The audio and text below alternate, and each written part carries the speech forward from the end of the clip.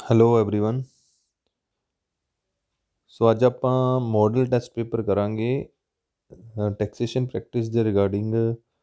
ਜਿਹੜਾ model test paper PSEB ਦੀ site ਤੇ ਦਿੱਤਾ ਹੋਇਆ ਹੈ, ਅੱਜ ਆਪਾਂ ਉਹ ਮੋਡਲ ਟੈਸਟ ਪੇਪਰ ਪੜ੍ਹਾਂਗੇ। ਸੋ ਇਹਨੂੰ ਅਸੀਂ ਸੈਂਪਲ ਪੇਪਰ 1 ਦਾ ਨਾਮ ਦਿੱਤਾ ਹੋਇਆ।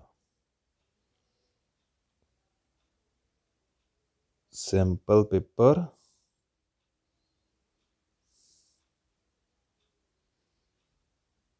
1। ਬਾਕੀ 2 3 4 5 ਤੇ 6 ਸੈਂਪਲ ਪੇਪਰ ਆਪਾਂ ਡਿਸਕਸ ਕਰ ਲਏ ਆ। ਹੈਗਾ ਸੈਂਪਲ ਪੇਪਰ 1। ਸੋ PSEB ਸਾਈਟ ਤੇ ਇਹ ਮੋਡਲ ਟੈਸਟ ਪੇਪਰ ਪਾਇਆ ਹੋਇਆ। ਪਹਿਲਾ ਕੁਐਸਚਨ ਹੈ, ਗਲਤੀ ਜਿਸ ਦਾ ਤਲਪਟ ਦੁਆਰਾ ਪਤਾ ਚੱਲ ਸਕਦਾ ਹੈ। Error which can be identified from trial balance.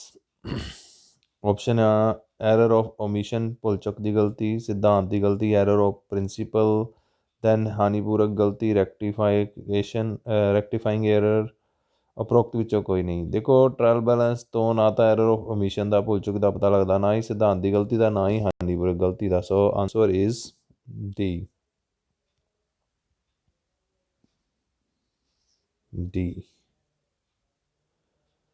Next ਆ ਜਾਂਦਾ, ਹੇਠ ਲਿਖਿਆਂ ਵਿੱਚੋਂ ਕਿਹੜਾ ਸਧਾਰਨ ਬਕਾਏ ਨਾਲ ਤਲਪਟ ਵਿੱਚ ਡੈਬਿਟ ਪਾਸੇ ਦਿਖਾਇਆ ਜਾਂਦਾ ਹੈ।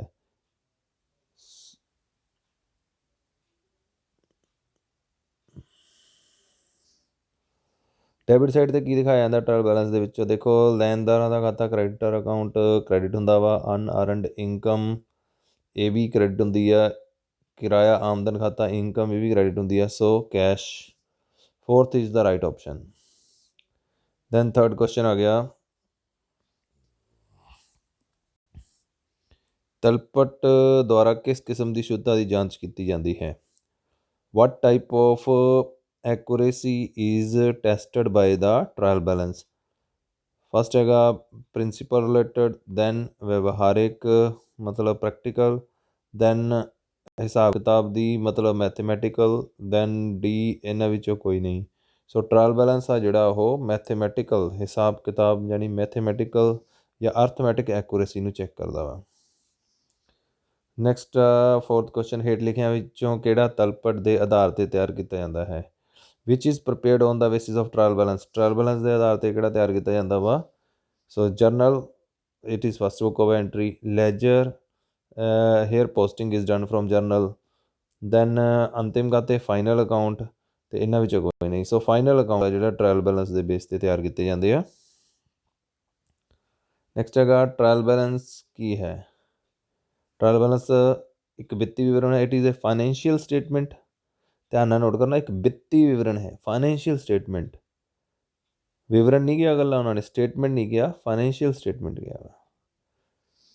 ਇੱਕ ਖਾਤਾ ਹੈ ਐਨ ਅਕਾਊਂਟ, ਦੋਹਰੀ ਲੇਖਾ ਪ੍ਰਣਾਲੀ ਦਾ ਹਿੱਸਾ ਹੈ, part of double entry system, ਉਪਰੋਕਤ ਵਿੱਚੋਂ ਕੋਈ ਨਹੀਂ। ਦੇਖੋ, ਇਸ ਕੁਐਸਚਨ ਦਾ ਆਨਸਰ ਹੋਊਗਾ ਉਪਰੋਕਤ ਵਿੱਚੋਂ ਕੋਈ ਨਹੀਂ, ਕਿਉਂਕਿ ਇੱਥੇ ਲਿਖਿਆ ਇੱਕ ਵਿੱਤੀ ਵਿਵਰਣ। ਵਿੱਤੀ ਵਿਵਰਣ ਬੈਲੈਂਸ ਸ਼ੀਟ ਨੂੰ ਕਹਿੰਦੇ ਆ। ਸੋ ਵਿੱਤੀ ਸਥਿਤੀ ਦੱਸਦਾ ਸਾਨੂੰ। ਜੇ ਇਕੱਲਾ ਵਿਵਰਣ ਹੁੰਦਾ ਫਿਰ ਪਹਿਲਾ ਆਪਸ਼ਨ ਆ ਜਾਣਾ ਸੀਗਾ। ਹੁਣ ਆਪਸ਼ਨ ਆ ਡੀ। ਬੈਂਕ ਸਮਾਧਾਨ ਵਿਵਰਣ ਤਿਆਰ ਕਰਨ ਦਾ ਮੁੱਖ ਉਦੇਸ਼ ਕੀ ਹੈ? What is the main purpose of preparing bank reconciliation statement? Bank passbook ਦਾ ਬਕਾਇਆ ਪਤਾ ਕਰਨਾ, to know the balance of passbook. Cash book ਵਿੱਚ ਬੈਂਕ ਖਾਤੇ ਦਾ ਬਕਾਇਆ ਪਤਾ ਕਰਨਾ, to know the bank balance in cash book. To correct the cash book ਸਹੀ ਕਰਨਾ। ਕੈਸ਼ ਬੁੱਕ ਅਤੇ ਪਾਸਬੁੱਕ ਵਿੱਚ ਬਕਾਏ ਦੇ ਅੰਤਰ ਦੇ ਕਾਰਨਾਂ ਨੂੰ ਪਤਾ ਕਰਨਾ, to know the causes of difference between balance of cash book and passbook. ਦੇਖੋ, ਬੈਂਕ ਰਿਕਨਸੀਲੇਸ਼ਨ ਸਟੇਟਮੈਂਟ ਦਾ ਮੇਨ ਆਬਜੈਕਟਿਵ ਹੁੰਦਾ ਵਾ ਡਿਫਰੈਂਸ ਫਾਈਂਡ ਆਊਟ ਕਰਨਾ। ਨੈਕਸਟ ਹੈਗਾ 7th, ਬੈਂਕ ਸਮਾਧਾਨ ਵਿਵਰਣ ਕਿਹੜੇ ਬਕਾਏ ਤੋਂ ਤਿਆਰ ਕੀਤਾ ਜਾਂਦਾ ਵਾ? Bank reconciliation statement is prepared from which balance?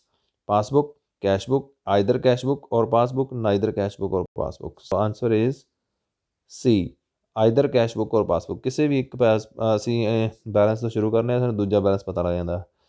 ਮੁੱਲ ਕਸਾਈ ਡੈਪਰੀਸੀਏਸ਼ਨ ਲਗਾਈ ਜਾਂਦੀ ਹੈ। ਡੈਪਰੀਸੀਏਸ਼ਨ ਇਜ਼ ਇੰਪੋਜ਼ਡ ਔਨ। ਸੋ ਇਹ ਆਪਸ਼ਨ ਆ ਕਰੰਟ ਐਸਟ 'ਤੇ, ਬੀ ਫਿਕਸਡ ਐਸਟ 'ਤੇ, ਸੀ ਇਹਨਾਂ ਵਿੱਚੋਂ ਕਿਸੇ 'ਤੇ ਨਹੀਂ, ਡੀ ਦੋਵਾਂ 'ਤੇ। So answer is fixed asset 'ਤੇ, ਬੀ ਇਜ਼ ਆਨਸਰ। ਮੁੱਲ ਕਸਾਈ ਦਾ ਕਾਰਨ ਹੈ what are the causes of ਡੈਪਰੀਸੀਏਸ਼ਨ।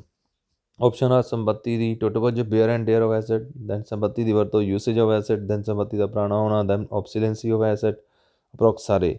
ਸੱਚ ਆਂਸਰ ਆ ਉਪਰੋਕਤ ਸਾਰੇ, ਆਲ of above.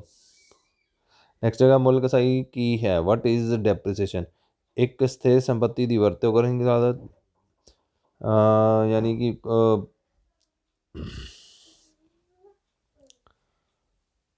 Cost of using an asset, ਸੰਪत्ति ਦਾ ਮੁੱਲ, ਵੈਲਿਊ ਆਫ ਐਨ ਐਸੈਟ, ਸਥਿਰ ਸੰਪत्ति ਦੀ ਮੁਰੰਮਤ ਦੀ ਲਾਗਤ, cost of repairing A fixed asset. ਉਪਰੋਕਤ ਵਿੱਚੋਂ ਕੋਈ ਨਹੀਂ। ਸੋ ਦਾ ਆਨਸਰ ਇਜ਼ ਇੱਕ ਸੰਪत्ति ਦੀ ਵਰਤੋਂ ਕਰਨ ਦੀ ਲਾਗਤ। ਏ ਇਜ਼ ਦਾ ਆਨਸਰ। ਘੱਟ ਦੇ ਬਕਾਇਆ ਢੰਗ ਦੇ ਤਹਿਤ ਮੁੱਲ ਕਸਾਈ ਦੀ ਦਰ ਕਿੰਨੀ ਹੈ, what is the rate of depreciation under diminishing balance method. 12%, 15%, 10%, ਸਥਿਰ ਨਹੀਂ। ਆਨਸਰ ਇਜ਼ ਨਾਟ ਫਿਕਸਡ, ਸਥਿਰ ਨਹੀਂ, ਨਾਟ ਫਿਕਸਡ। ਦੈਨ ਹੈਗਾ ਅਗੇਤੇ ਭੁਗਤਾਏ ਖਰਚਿਆਂ ਨੂੰ ਦਿਖਾਇਆ ਜਾਂਦਾ ਵਾ, advance paid expenses are shown in. ਜਿਹੜਾ ਐਡਵਾਂਸ ਪੇਡ ਐਕਸਪੈਂਸਿਸ ਐਸੈਟ ਬਣ ਜਾਂਦੇ ਆ, so it is shown in asset side of a balance sheet. Next ਹੈਗਾ ਸਿੱਧੇ ਖਰਚੇ ਦਰਜ ਕੀਤੇ ਜਾਂਦੇ ਹਨ, direct expenses are recorded in. Option ਆ trading account, profit and loss account, balance sheet, ਤੇ ਇਹਨਾਂ ਵਿੱਚੋਂ ਕੋਈ ਨਹੀਂ। So the answer is trading account. ਸੋ ਟ੍ਰੇਡਿੰਗ ਅਕਾਊਂਟ ਸ਼ੋ ਕੀਤੇ ਜਾਂਦੇ ਆ।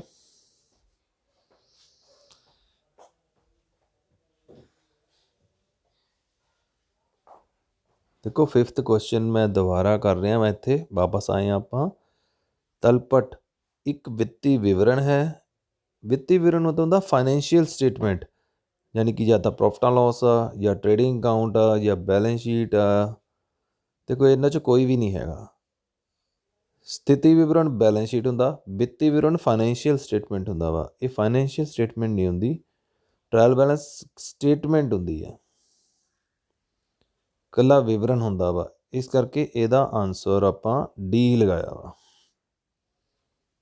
ਸੋ ਇਹ ਕਨਫਿਊਜ਼ਨ ਕ੍ਰੀਏਟ ਕਰ ਰਿਹਾ ਸੀ ਕੁਐਸਚਨ, ਇਸ ਕਰਕੇ ਮੈਂ ਦੁਬਾਰਾ ਕੀਤਾ। ਦੈਨ 14th ਕੁਐਸਚਨ, ਵਪਾਰ ਖਾਤੇ ਵਿੱਚ ਸ਼ਾਮਿਲ ਹੁੰਦੇ ਹਨ। In trading account following are included. Direct expense ਹੁੰਦੇ ਆ, ਸਿੱਧੇ ਖਰਚੇ। ਸ਼ੁੱਧ ਖਰੀਦ ਨੈਟ ਪਰਚੇਜ਼ ਹੁੰਦੀ ਆ। ਸ਼ੁੱਧ ਵਿਕਰੀ ਨੈਟ ਸੇਲ ਹੁੰਦੀ ਆ। ਸੋ ਆਨਸਰ ਇਜ਼ ਉਪਰੋਕਤ ਸਾਰੇ, ਆਲ ਆਫ ਅਬਵ। ਨੈਕਸਟ ਆ ਗਿਆ ਸਾਡੇ ਕੋਲ 15th ਕੁਐਸਚਨ ਆ, ਜੇ ਇੱਕ ਵਪਾਰੀ ਦਾ ਸ਼ੁਰੂ ਦਾ ਸਟਾਕ ਓਪਨਿੰਗ ਸਟਾਕ 15,000 ਆ, ਪਰਚੇਜ਼ 80,000 ਆ, ਸੇਲ 1,70,000 ਆ, ਡਾਇਰੈਕਟ ਐਕਸਪੈਂਸ 5,000 ਆ, ਇਨਡਾਇਰੈਕਟ ਐਕਸਪੈਂਸ 10,000 ਆ, ਸਾਲ ਦੇ ਅੰਤ ਵਿੱਚ ਸਟਾਕ ਕਲੋਜ਼ਿੰਗ ਸਟਾਕ 30,000 ਆ, ਤਾਂ ਉਸਦਾ ਕੁੱਲ ਲਾਭ ਹੋਵੇਗਾ 90,000, 1 ਲੱਖ, 2 ਲੱਖ, 1,50,000। ਦੇਖੋ ਫਾਰਮੂਲਾ ਲਾਵਾਂਗੇ ਅਸੀਂ, opening stock plus purchase plus direct expense minus closing stock, ਇਹ ਹੋ ਗਿਆ ਤੁਹਾਡੇ ਕੋਲ 70,000। ਕੋਸਟ ਆਫ ਗੁੱਡ ਸੋਲਡ ਆ ਗਈ। ਕੋਸਟ ਆਫ ਗੁੱਡ ਸੋਲਡ ਨੂੰ ਅਸੀਂ ਸੇਲ 'ਚ ਮਾਈਨਸ ਕਰ ਲਾਂਗੇ, 1,70,000 minus 70,000। Answer is 1 lakh. 1 lakh answer ਆ ਗਿਆ ਆਪਣਾ।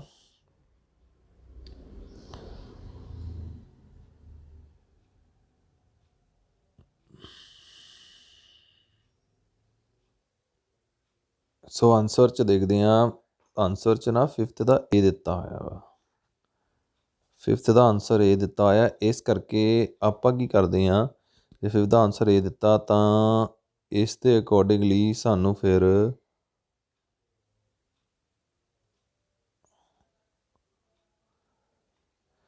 ਜਿਹੜਾ ਫਿਫਥ ਆ ਕੁਐਸਚਨ, ਉਹਦੇ ਵਿੱਚੋਂ ਫਿਰ ਕੁਐਸਚਨ ਨੂੰ ਸੈੱਟ ਕਰਨਾ ਪਏਗਾ। ਇੱਥੋਂ ਅਸੀਂ ਵਿੱਤੀ ਚੱਕ ਦਿੰਦੇ ਹਾਂ, ਇਸ ਵਰਡ ਨੂੰ ਹਟਾ ਦਿਓ।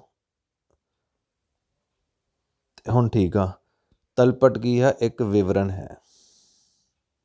ਹੁਣ ਆਪਸ਼ਨ ਏ ਆਨਸਰ ਹੋਏਗਾ, ਤਲਪਟ ਕੀ ਹੈ, ਇੱਕ ਵਿਵਰਣ ਹੈ। ਵਿੱਤੀ ਨਾਲ ਗਲਤ ਹੋ ਜਾਂਦਾ ਵਾ। ਸੋ ਤਲਪਟ ਕੀ ਹੈ, ਇੱਕ ਵਿਵਰਣ ਹੈ। ਹੁਣ ਆਨਸਰ ਠੀਕ ਆ। ਦੈਨ 16th ਕੁਐਸਚਨ 'ਤੇ ਆ ਜਾਓ। ਹੁਣ ਮੈਨੇਜਮੈਂਟ ਦੇ ਹੋ ਗਏ ਇਹ MCQs। ਹੈਨਰੀ ਫਿਓਲ ਨੇ ਪ੍ਰਬੰਧ ਦੇ ਡੈਸ਼ ਸਿਧਾਂਤ ਦਿੱਤੇ।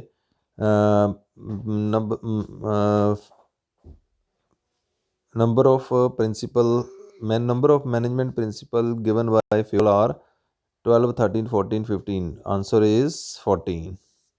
Then next ਹੈਗਾ ਵਾ Esprit D Corp. Esprit D Corp. Esprit D Corp. Esprit D Corp ਦਾ ਮਤਲਬ ਹੈ ਏਕੇ ਵਿੱਚ ਤਾਕਤ, ਯੂਨੀਅਨ ਇਜ਼ ਸਟਰੈਂਥ, ਸੇਵਾ ਸਾਡਾ ਆਦਰ, ਸਰਵਿਸ ਇਜ਼ ਅਵਰ ਮੋਟੋ, ਖਰੀਦਾ ਸਾਰ ਮਤਲਬ ਬਾਇਰ ਬੀਵੇਅਰ, ਅਤੇ ਉਤਪਾਦ ਸਾਡੀ ਸੇਵਾ, ਪ੍ਰੋਡਕਸ਼ਨ ਇਜ਼ ਅਵਰ ਸਟਰੈਂਥ, ਨਹੀਂ sorry product is our strength. So answer is ਏਕੇ ਵਿੱਚ ਤਾਕਤ ਹੈ। ਪ੍ਰਬੰਧ ਡੈਸ਼ ਹੈ ਇੱਕ ਕਲਾ, ਵਿਗਿਆਨ ਇੱਕ ਕਲਾ ਅਤੇ ਵਿਗਿਆਨ ਇੱਕ ਕਲਾ, ਵਿਗਿਆਨ ਨਹੀਂ। So management is art as well as science. So the answer is C. Next ਹੈਗਾ ਵਰਕ ਸਟੱਡੀ ਤਕਨੀਕ ਦੀ ਧਾਰਨਾ ਵਿੱਚ ਸ਼ਾਮਲ ਹੈ। In work study following are includeds. Then time study ਸਮੇਂ ਦਾ ਅਧਿਐਨ, ਗਤੀ ਅਧਿਐਨ, ਸਪੀਡ ਸਟੱਡੀ, ਥਕਾਵਟ ਅਧਿਐਨ, ਫੈਟੀਗਿਓ ਸਟੱਡੀ, ਉਪਰੋਕਤ ਸਾਰੇ। ਸੋ ਆਨਸਰ ਇਜ਼ ਉਪਰੋਕਤ ਸਾਰੇ ਮਤਲਬ ਆਲ ਆਫ ਦਾ ਅਬਵ। ਹੇਠ ਲਿਖਿਆਂ ਵਿੱਚੋਂ ਕਿਹੜਾ ਇੱਕ ਵਪਾਰ ਲਈ ਵਪਾਰਿਕ ਵਾਤਾਵਰਨ ਦਾ ਹਿੱਸਾ ਨਹੀਂ ਹੈ? Which is not a part of business environment for a business. ਗ੍ਰਾਹਕ ਮੀਨ ਕਸਟਮਰ, ਸਪਲਾਇਰ, ਪ੍ਰਤੀਯੋਗੀ ਮੀਨ ਕੰਪੀਟੀਟਰ, ਇਹ ਤਿੰਨੇ ਪਾਰਟ ਹੈਗੇ ਆ। ਸੋ ਦਾ ਆਨਸਰ ਇਜ਼ ਉਪਰੋਕਤ ਵਿੱਚੋਂ ਕੋਈ ਨਹੀਂ, ਯਾਨੀ ਸਾਰੇ ਵਪਾਰਿਕ ਵਾਤਾਵਰਨ ਦਾ ਭਾਗ ਹੈਗੇ ਆ, part of business environment. Next question ਹੈਗਾ ਹੇਠ ਲਿਖਿਆਂ ਵਿੱਚੋਂ ਕਿਹੜਾ ਹੇਠਲੇ ਪੱਧਰ ਦੇ ਪ੍ਰਬੰਧ ਨਾਲ ਸੰਬੰਧਿਤ ਕੋਈ ਅਹੁਦਾ ਨਹੀਂ ਹੈ? Which is not a position related to lower level management. Plant superintendent ਦੇਖੋ ਇਹ ਲੋਅਰ ਲੈਵਲ 'ਤੇ ਹੁੰਦਾ ਵਾ, ਸੁਪਰਵਾਈਜ਼ਰ ਵੀ ਲੋਅਰ ਲੈਵਲ 'ਤੇ ਹੁੰਦਾ ਵਾ, ਫੋਰਮੈਨ ਵੀ ਲੋਅਰ ਲੈਵਲ 'ਤੇ ਹੁੰਦਾ ਵਾ। ਸੋ ਮਾਰਕੀਟਿੰਗ ਮੈਨੇਜਰ ਆ ਜਿਹੜਾ ਮਿਡਲ ਲੈਵਲ 'ਤੇ ਹੁੰਦਾ। So answer is marketing manager D. Answer is D. Marketing manager ਇਹ ਮਿਡਲ ਲੈਵਲ 'ਤੇ ਹੁੰਦਾ। 22ਵਾਂ ਕੁਐਸਚਨ ਆ ਗਿਆ 22 ਪ੍ਰਬੰਧ ਦਾ ਇਹ ਪੱਧਰ ਉੱਚ ਪੱਧਰ ਪ੍ਰਬੰਧਕਾਂ ਅਤੇ ਹੇਠਲੀ ਸ਼੍ਰੇਣੀ ਦੇ ਪ੍ਰਬੰਧਕਾਂ ਵਿਚਕਾਰ ਇੱਕ ਲੜੀ ਵਜੋਂ ਕੰਮ ਕਰਦਾ ਹੈ। ਸੋ ਇਹਦਾ ਆਨਸਰ ਆ ਮਿਡਲ ਲੈਵਲ ਮੈਨੇਜਮੈਂਟ। ਸੋ ਮੱਧ ਪੱਧਰ ਦਾ ਪ੍ਰਬੰਧਨ ਜਿਹੜਾ ਹੁੰਦਾ ਉਹ ਇੱਕ ਕੜੀ ਦਾ ਕੰਮ ਕਰਦਾ ਉੱਚ ਅਤੇ ਨਿਮਨ ਦੇ ਵਿੱਚ। ਨਿਗਰਾਨੀ, ਸੰਚਾਰ, ਪ੍ਰੇਰਨਾ ਅਤੇ ਅਗਵਾਈ ਪ੍ਰਬੰਧ ਦੇ ਕਿਸ ਕਾਰਜ ਦੇ ਮੁੱਖ ਤੱਤ ਹਨ? Supervision, communication, motivation and leadership are part of which function of management? Are element of which function of management? Direction, controlling, planning, then organizing। ਨਿਰਦੇਸ਼ਨ, ਨਿਯੰਤਰਣ, ਯੋਜਨਾਬੰਦੀ ਅਤੇ ਸੰਗਠਿਤ ਕਰਨਾ ਜਾਂ ਆਯੋਜਿਤ ਕਰਨਾ। ਸੋ ਇਹ ਸਾਰੇ ਨਿਰਦੇਸ਼ਨ ਦੇ ਪਾਰਟ ਆ। ਯੋਜਨਾਬੰਦੀ ਪ੍ਰਕਿਰਿਆ ਦਾ ਪਹਿਲਾ ਕਦਮ ਹੈ first step of process of planning. ਉਦੇਸ਼ ਨਿਰਧਾਰਿਤ ਕਰਨਾ, ਡਿਟਰਮੀਨੇਸ਼ਨ ਆਫ ਆਬਜੈਕਟਿਵ, ਵਿਕਲਪਾਂ ਮੁਲਾਂਕਣ ਕਰਨਾ, ਇਵੈਲੂਏਸ਼ਨ ਆਫ ਆਲਟਰਨੇਟਿਵ, ਤਾਕਤਾਂ ਅਤੇ ਕਮਜ਼ੋਰੀਆਂ ਦਾ ਪਤਾ ਲਗਾਉਣਾ, to know the strength and weaknesses. ਉਪਰੋਕਤ ਵਿੱਚੋਂ ਕੋਈ ਨਹੀਂ। ਦੇਖੋ ਪਲੈਨਿੰਗ ਦੀ ਪ੍ਰਕਿਰਿਆ ਵਾ ਜਿਹੜੀ ਉਹ ਸਟਾਰਟ ਹੁੰਦੀ ਆ ਡਿਟਰਮੀਨੇਸ਼ਨ ਆਫ ਆਬਜੈਕਟਿਵ ਤੋਂ, ਇਹ ਉਦੇਸ਼ਾਂ ਨੂੰ ਨਿਰਧਾਰਿਤ ਕਰਨ ਤੋਂ। ਨੈਕਸਟ ਆ ਗਿਆ ਤੁਹਾਡੇ ਕੋਲ ਯੋਜਨਾਬੰਦੀ ਡੈਸ਼ ਦੀ ਪ੍ਰਕਿਰਿਆ ਹੈ। Planning is a process of direction, thinking, then forecasting. ਇਹਨਾਂ ਵਿੱਚੋਂ ਕੋਈ ਨਹੀਂ। ਨਿਰਦੇਸ਼ਨ, ਸੋਚਣ, ਪੂਰਵਾਨੁਮਾਨ, ਅਤੇ ਇਹਨਾਂ ਵਿੱਚੋਂ ਕੋਈ ਨਹੀਂ। ਆਨਸਰ ਹੈਗਾ ਵਾ ਸੋਚਣਾ, ਥਿੰਕਿੰਗ ਦੀ ਪ੍ਰੋਸੈਸ ਹੁੰਦੀ ਆ। ਨੈਕਸਟ ਹੈਗਾ ਯੋਜਨਾਬੰਦੀ ਡੈਸ਼ ਹੈ ਵਿਆਪਕ, ਯੂਨੀਵਰਸਲ, ਭਵਿੱਖਵਾਦੀ, ਫਿਊਚਰ ਓਰੀਐਂਟਡ, ਲਗਾਤਾਰ ਚੱਲਣ ਵਾਲੀ, ਕੰਟੀਨਿਊਸ, ਇਹ ਸਾਰੇ। So planning is all of above. Next ਆ ਗਿਆ ਵਿਗਿਆਨਿਕ ਪ੍ਰਬੰਧ ਦੇ ਇਸ ਸਿਧਾਂਤ ਦੇ ਅਨੁਸਾਰ according to principle of management ਕਰਮਚਾਰੀਆਂ ਨੂੰ ਉਹਨਾਂ ਦੇ ਸੁਝਾਵਾਂ ਲਈ ਇਨਾਮ ਦਿੱਤੇ ਜਾਣੇ ਚਾਹੀਦੇ ਹਨ। Worker should be given prize ਜਾਂ ਇਨਸੈਂਟਿਵ ਫੋਰ ਦੇਅਰ ਐਡਵਾਈਜ਼ਿਸ, ਜਿਸ ਨਾਲ ਲਾਗਤ ਵਿੱਚ ਕਮੀ ਆਉਂਦੀ ਹੈ। As a result cost will reduce. ਕਿਸ ਸਿਧਾਂਤ ਅਨੁਸਾਰ ਕਰਮਚਾਰੀਆਂ ਨੂੰ ਉਹਨਾਂ ਦੇ ਸੁਝਾਵਾਂ ਦੇ ਲਈ ਇਨਾਮ ਦਿੱਤੇ ਜਾਣੇ ਚਾਹੀਦੇ ਤਾਂ ਕਿ ਕੋਸਟ ਘੱਟ ਜਾਵੇ? ਵਿਗਿਆਨ ਅੰਗੂਠੇ ਦਾ ਨਿਯਮ ਨਹੀਂ ਇਹ ਪ੍ਰਿੰਸੀਪਲ ਆ। ਸਹਿਯੋਗ ਵਿਅਕਤੀਵਾਦ ਨਹੀਂ, ਸਦਭਾਵਨਾ ਵਿਵਾਦ ਨਹੀਂ, ਉਪਰੋਕਤ ਸਾਰੇ। Science not rule of thumb, cooperation note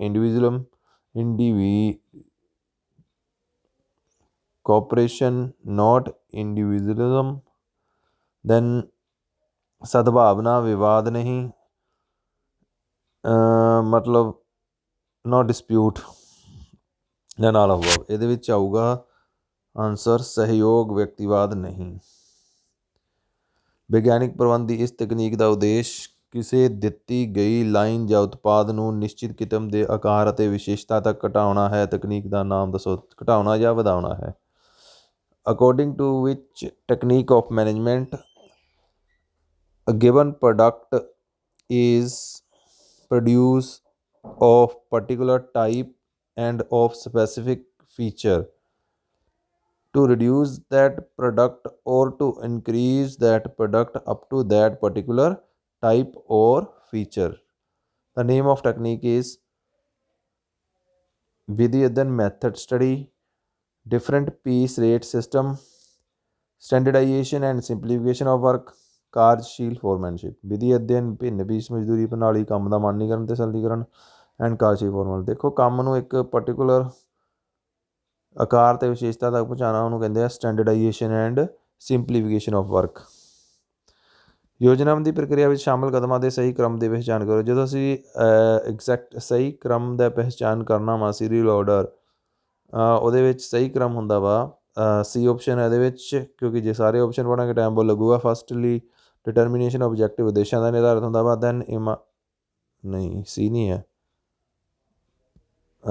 ਇਹਦੇ ਵਿੱਚ, ਹੈਗਾ ਵਾ ਯੈਸ ਬੀ ਉਦੇਸ਼ਾਂ ਦਾ ਨਿਰਧਾਰਿਤ ਕਰਨਾ, ਵਿਕਲਪਿਕ ਕੋਰਸਾਂ ਦੀ ਪਹਿਚਾਣ ਕਰਨੀ। ਡਿਟਰਮੀਨੇਸ਼ਨ ਆਬਜੈਕਟਿਵ,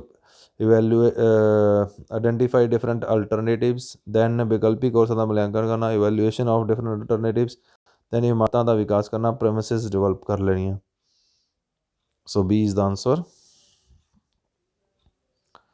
ਦੈਨ 30th, ਇੱਕ ਯੋਜਨਾ ਹੈ ਜੋ ਭਵਿੱਖ ਦੇ ਤੱਥਾਂ ਅਤੇ ਆંકੜਿਆਂ ਨੂੰ ਮਾਪਦੀ ਹੈ। The plan which measure the future fact and numbers. So answer is budget, D. ਦੇਖੋ ਜਿਹੜੀ ਵਿਧੀ ਹੁੰਦੀ ਆ ਇਹ 'ਚ ਸਟੈਪ ਬਾਏ ਸਟੈਪ ਹੁੰਦੇ ਕਿਸੇ ਕੰਮ ਨੂੰ ਕਰਨ ਦੇ। ਪ੍ਰੋਗਰਾਮ ਦੇ ਵਿੱਚ ਟਾਈਮ ਅਕੋਰਡਿੰਗਲੀ ਹੁੰਦਾ, ਇੰਨੇ ਟਾਈਮ 'ਚ ਇਹ ਕੰਮ ਹੋਊਗਾ, ਸਮਾਂ ਨਿਸ਼ਚਿਤ ਹੁੰਦਾ। ਯਾਨੀ ਨਿਯਮ ਰੂਲ ਹੁੰਦੇ ਆ ਕਿਸੇ ਕੰਮ ਨੂੰ ਕਰਨ ਦੇ ਲਈ ਵੀ ਕਰਨਾ ਨਹੀਂ ਕਰਨਾ। ਸੋ ਇਸ ਕਰਕੇ ਬਜਟ ਹੁੰਦਾ ਜਿਹੜਾ ਤੱਥਾਂ ਅਤੇ ਆંકੜਿਆਂ ਨੂੰ ਮਾਪਦਾ ਵਾ। ਦੈਨ ਥਰਡ ਪਾਰਟ ਆ ਗਿਆ ਆਪਣੇ ਕੋਲ ਫੰਡਾਮੈਂਟਲ ਇਨਕਮ ਟੈਕਸ। ਇਹਦੇ ਕੁਐਸਚਨ ਆ, ਕੁੱਲ ਆਮਦਨ ਨੂੰ ਪੂਰਨਾਂਕ ਵਿੱਚ ਬਦਲਣ ਲਈ ਕਿਸ ਦੇ ਗੁਣਾਂਕ 'ਚ ਬਦਲਿਆ ਜਾਂਦਾ ਹੈ। Total income is converted into an integer according to 1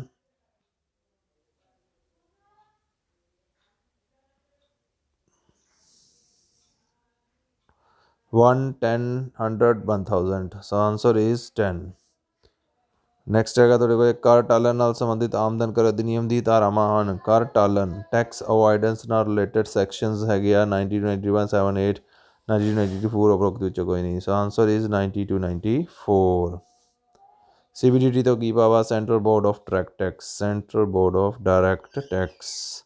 ਕਰ ਨਿਰਧਾਰਨ ਸਾਰਣੀ ਬੇਬੀ ਇੱਕੀ ਲਈ 65 ਸਾਲ ਦੇ ਵਿਅਕਤੀ ਲਈ ਕਰ ਆਮਦਨ ਕਿੰਨੀ ਹੈ? What is the tax exempted income for a person of 65 year of age? So answer is 3 lakh. ਆਮਦਨ ਕਰ ਅਧਿਨਿਯਮ ਅਨੁਸਾਰ ATC ਆਮਦਨ ਕਰ ਅਧਿਨਿਯਮ ਦੀ ਧਾਰਾ 80C ਅਨੁਸਾਰ ਵੱਧ ਤੋਂ ਵੱਧ ਕਿੰਨੀ ਕਟੌਤੀ ਕੀਤੀ ਜਾ ਸਕਦੀ ਆ? According to section 80C what is the maximum exemption available, maximum deduction available? So the answer is 1,50,000। ਹੇਠ ਲਿਖਿਆਂ ਵਿੱਚੋਂ ਕਿਹੜੀ ਖੇਤੀ ਆਮਦਨ ਨਹੀਂ ਹੈ? Which is not an agriculture income. ਖੇਤੀ ਲਈ ਵਰਤੀ ਜ਼ਮੀਨ ਦਾ ਕਿਰਾਇਆ ਇਹ ਐਗਰੀਕਲਚਰ ਇਨਕਮ ਹੈਗੀ ਆ। ਫੁੱਲਾਂ ਤੋਂ ਪਨੀਰੀ ਤੋਂ ਆਮਦਨ ਇਹ ਵੀ ਇਨਕਮ ਹੈਗੀ ਆ। ਖੇਤੀ ਨਾਲ ਸੰਬੰਧਿਤ ਫਾਰਮ ਹਾਊਸ ਤੋਂ ਪ੍ਰਾਪਤ ਆਮਦਨ ਇਹ ਵੀ ਇਨਕਮ ਹੈਗੀ ਆ। ਆਪਣੇ ਆਪ ਪੈਦਾ ਹੋਏ ਦਰਖਤਾਂ ਤੋਂ ਆਮਦਨ। ਦੇਖੋ ਹੇਠ ਲਿਖਿਆਂ ਵਿੱਚੋਂ ਕਿਹੜੀ ਖੇਤੀ ਆਮਦਨ ਨਹੀਂ ਹੈ? Which is not an agriculture income. The rent of land which is used for agriculture, ਸਹੀ ਆ। ਦੈਨ ਫਲਾਵਰ ਐਂਡ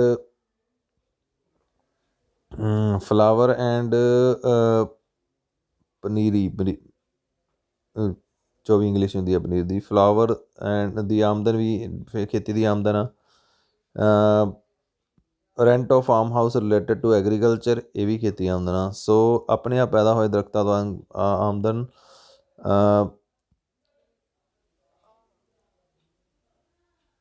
ਆਪਣੇ ਆਪ ਪੈਦਾ ਹੋਏ ਦਰਖਤਾਂ ਨੂੰ ਆਪਾਂ ਕਹਿ ਦਾਂਗੇ ਇੰਗਲਿਸ਼ 'ਚ Naturally planted trees, income from naturally planted trees, ਇਹ ਖੇਤੀ ਆਮਦਨ ਨਹੀਂ ਹੈਗੀ।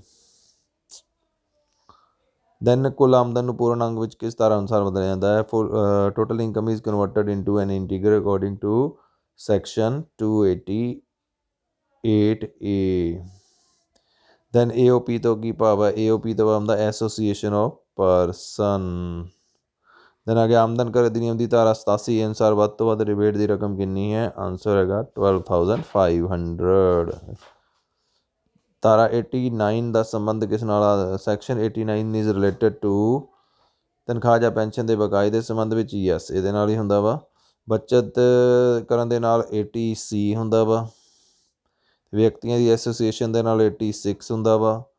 ਖੇਤੀ ਆਮਦਨ ਨਾਲ ਇਹ ਵੀ ਆਪਾਂ ਨੂੰ ਆਨਸਰ ਮਿਲ ਗਿਆ ਉੱਪਰੋਂ, ਯਾਨੀ ਕਿ ਇਹਦਾ ਆਨਸਰ ਆ A। ਕਰਨ ਸਾਲ ਲਈ ਸਿੱਖਿਆ ਉਪਕਰ ਦੀ ਦਰ ਕਿੰਨੀ ਹੈ? 20 ਲਈ। For assessment year 2021 what is the rate of educational cess? Answer is 4%। Then Hindu ਅਪਵਾਜਿਤ ਪਰਿਵਾਰ ਦੇ ਮੁਖੀਆਂ ਨੂੰ ਕੀ ਕਿਹਾ ਜਾਂਦਾ ਹੈ? What is the head of HUF called? HUF head of HUF is called manager, ਨਹੀਂ karta. Answer is karta. B is option. Then BOI ਤੋਂ ਕੀ ਭਾਵ? Body of individual. C is the correct answer. Next ਆ ਗਿਆ ਤੁਹਾਡੇ ਕੋਲ ਰਬੜ ਤੋਂ ਪ੍ਰਾਪਤ ਕੁੱਲ ਆਮਦਨ। ਰਬੜ ਤੋਂ ਪ੍ਰਾਪਤ ਕੁੱਲ ਆਮਦਨ ਆਪਸ਼ਨ ਹੈਗਾ ਸਾਰੀ ਨੂੰ ਵਪਾਰਕ ਆਮਦਨ ਮੰਨਿਆ ਜਾਂਦਾ। All is considered as business income. Rubber ਤੋਂ income from rubber 65% is agriculture income and 35% is business income. C option ਆ 35% business income and 65% agriculture income. D all is agriculture income. So rubber ਤੋਂ ਜਿਹੜੀ income ਪ੍ਰਾਪਤ ਹੁੰਦੀ ਆ ਉਹ 'ਚ answer ਆ B। 65% ਆ ਜਿਹੜੀ ਉਹ ਐਗਰੀਕਲਚਰ ਇਨਕਮ ਹੁੰਦੀ ਹੈ ਅਤੇ 35% ਆ ਜਿਹੜੀ ਉਹ ਬਿਜ਼ਨਸ ਇਨਕਮ ਹੁੰਦੀ ਆ। ਆਪਾਂ ਦੇਖਣਾ ਦੋਨਾਂ 'ਚੋਂ ਮੂਹਰੇ ਕੀ ਪੁੱਛਿਆ ਵਾ ਉਹਨਾਂ ਨੇ ਮੂਹਰੇ ਲਿਖਿਆ ਖੇਤੀ ਆਮਦਨ, ਪਿੱਛੇ ਲਿਖਿਆ ਬਿਜ਼ਨਸ ਆਮਦਨ। 65% ਖੇਤੀ ਆ ਅਤੇ 35% ਬਿਜ਼ਨਸ ਆ। ਨੈਕਸਟ ਆ ਗਿਆ ਆਮਦਨ ਕਰ ਅਧਿਕਾਰੀਆਂ ਦੀ ਨਿਯੁਕਤੀ ਕੀਤੀ ਜਾਂਦੀ ਹੈ। ਹੂ ਅਪੁਆਇੰਟ ਦਾ ਇਨਕਮ ਟੈਕਸ ਅਥਾਰਟੀਜ਼? ਫਸਟ ਹੈਗਾ ਕੇਂਦਰ ਸਰਕਾਰ, ਸੈਂਟਰਲ ਗੌਰਮੈਂਟ। ਸੈਕਿੰਡ ਹੈਗਾ ਕੇਂਦਰ ਸਰਕਾਰ ਦੇ ਅਧਿਕਾਰੀ, officer of central government. Then board ਦੇ ਅਧਿਕਾਰੀਆਂ ਦੁਆਰਾ ਨਿਯੁਕਤੀ, officer of board. So answer is ABCD, ਯਾਨੀ D is the correct answer. ਇਹ ਸਾਰੇ ਹੀ ਹੈ ਜਿਹੜੇ ਇਨਕਮ ਟੈਕਸ ਅਧਿਕਾਰੀਆਂ ਦੀ ਨਿਯੁਕਤੀ ਕਰਦੇ ਆ। So this is the paper. So paper ਦੇ ਆਨਸਰ ਆ ਜਿਹੜੇ ਉਹ ਕੋਸ਼ਿਸ਼ ਕੀਤੀ ਹੈ ਵੀ ਸਹੀ ਦਿੱਤੇ ਜਾਣ ਅਤੇ ਸਹੀ ਡਿਸਕਸ ਕੀਤੇ ਜਾਣ। ਜਿੱਥੇ ਵੀ ਕਨਫਿਊਜ਼ਨ ਆ ਉਹ ਆਪਾਂ ਕਨਵੈਂਟ ਦੇ ਵਿੱਚ ਡਿਸਕਸ ਕਰ ਸਕਦੇ ਹਾਂ। ਤੁਸੀਂ ਆਪਣੀ ਕੁਐਰੀ ਕਮੈਂਟ ਦੇ ਵਿੱਚ ਪਾ ਸਕਦੇ ਹੋ। Thank you for watching. ਅਤੇ ਹੋਰ ਵੀਡੀਓ ਦੇਖਣ ਦੇ ਲਈ ਤੁਸੀਂ ਚੈਨਲ ਨੂੰ ਸਬਸਕ੍ਰਾਈਬ ਕਰ ਸਕਦੇ ਹੋ।